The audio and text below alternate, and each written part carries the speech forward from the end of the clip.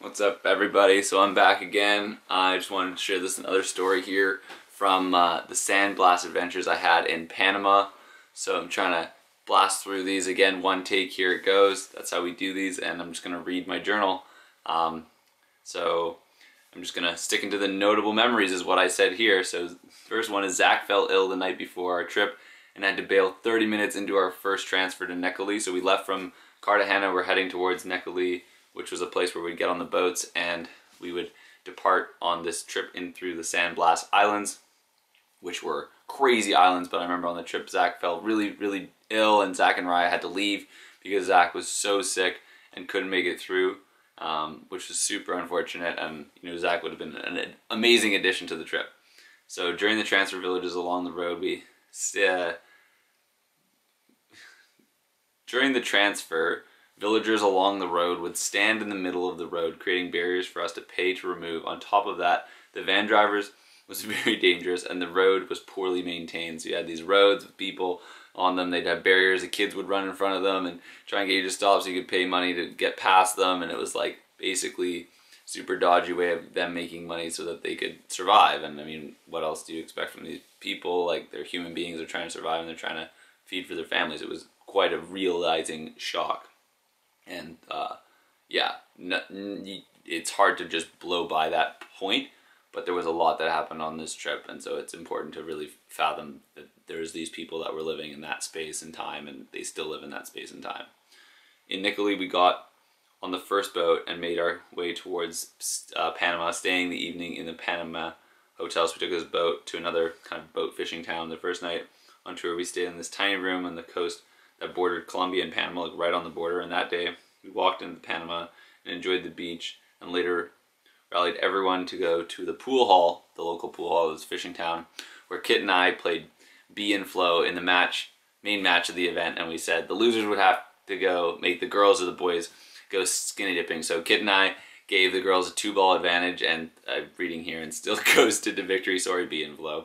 But after that, the bar manager, son, and bar manager challenged me to a game as well that I also won, but we were all kind of very confused at this point because no one really understands the rules he was playing by. He shot stripes, then he shot solids, then he shot the 8-ball, then he shot stripes, and he was kind of all over the map, all in miscellaneous orders.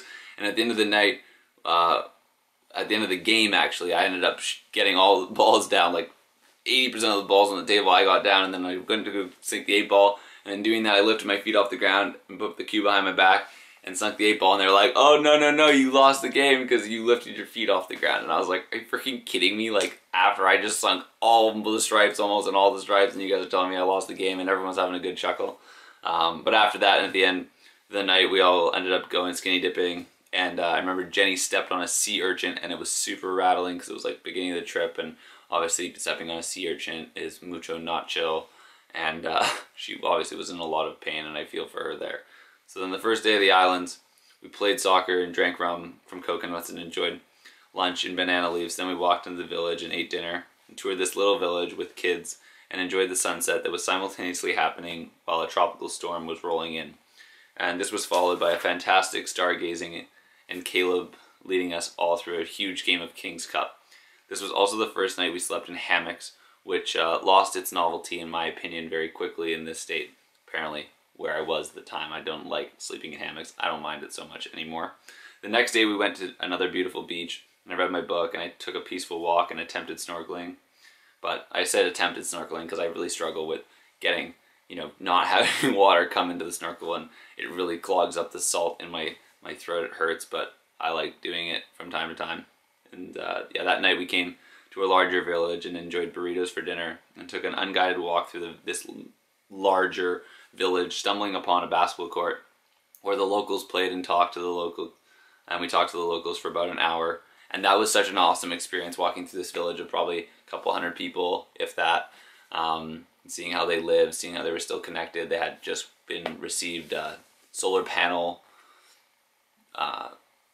energy, which they didn't have years before that, which is like crazy. So then they had more access to technology and information. And on this basketball court, I remember I have pictures of it, Caleb, being Caleb, playing basketball with these kids, and there's a couple great photos of Caleb just playing around with the kids, and I was taking photos, and they were fascinated by this camera, and just seeing the genuine smiles on their faces, you realize like, oh my God, these people are so blissfully happy when they have nothing. And it's like, that is what everybody needs to fathom and understand, and take a deep breath and really realize that, you know, that's life. There's these people on the other side of the world and all around the world that have nothing, and yet they have the biggest smiles on their faces because they understand, or they've stayed understood. They've stayed grounded with the fact that they can be happy with nothing.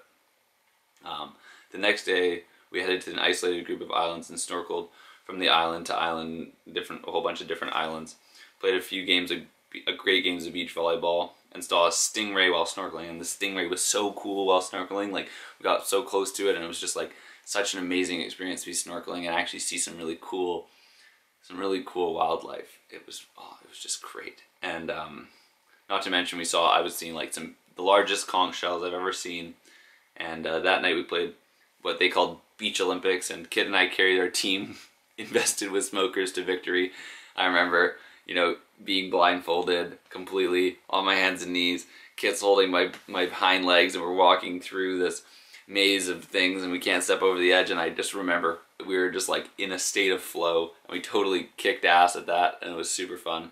And later that night we all enjoyed an all-you-can-eat seafood meal for the books. Like, it was like lobster, crab, squid, local fish, all caught there that day, like out of the ocean that we were snorkeling in.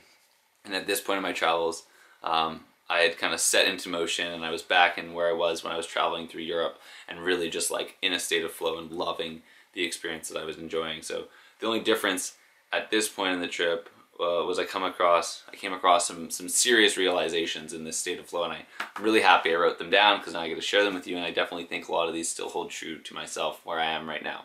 So the first one is I enjoy meditation. I've definitely enjoyed meditation and being in that state of meditative thought and being present with the environment, whether that is like, you know, sitting here meditating, or just being present with somebody in a conversation and really getting down to being present with them and enjoying the finer things in life. The other one is I love playing beach volleyball. I do love playing beach volleyball. Never going to say no to playing beach volleyball.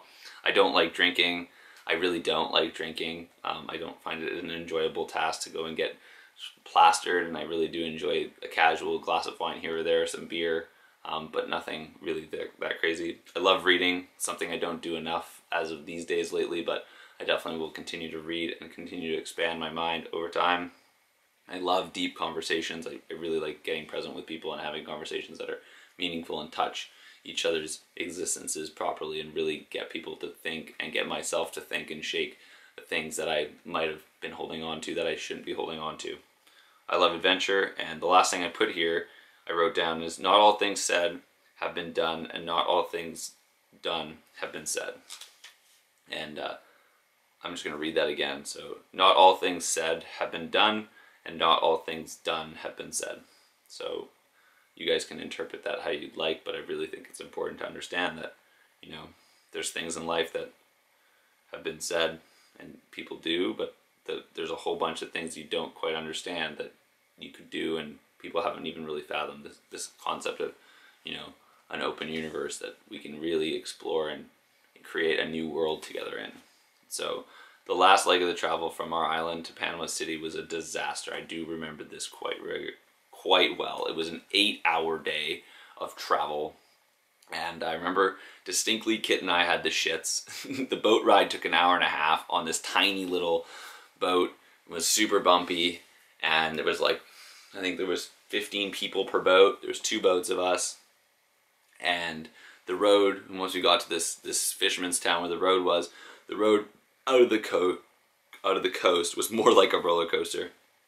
Even with looking out the window, I was still feeling nauseous, and I thought I had a pretty good stomach for motion sickness. I remember Kyle puked 2 times in the ride, and 17 of us plus the driver were crammed into this Highlander, and it was just like, are you freaking kidding me? Yeah, the number is right. There was 17 of us in a Highlander and a driver. It was like, what? How is this even possible?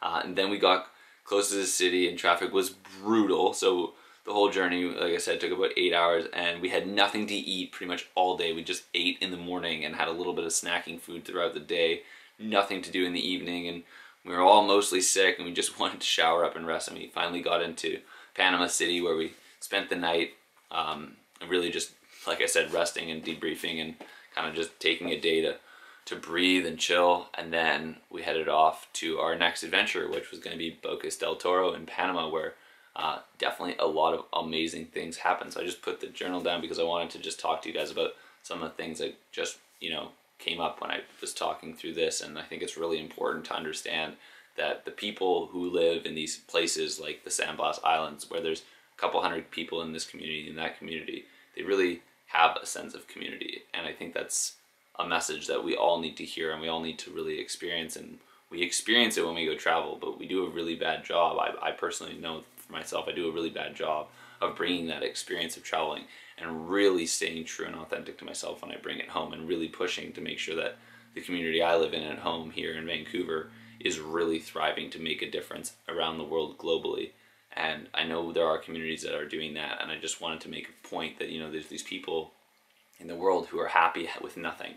And I definitely struggle with making sure that I feel happy with things, and I know that the attachment to those things is a very toxic relationship in my mind and in my life, and letting go of those things is a really important task to do, and really cleansing task to do. It allows you to open new possibilities and explore things that you never really would have explored before.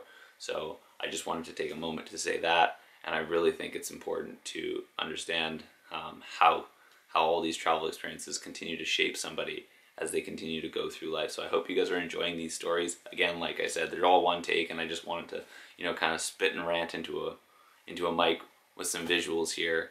And yeah, I really appreciate you guys listening to all these vlogs, and we'll catch you guys later. I'm gonna head off now, so we'll see you guys in a minute.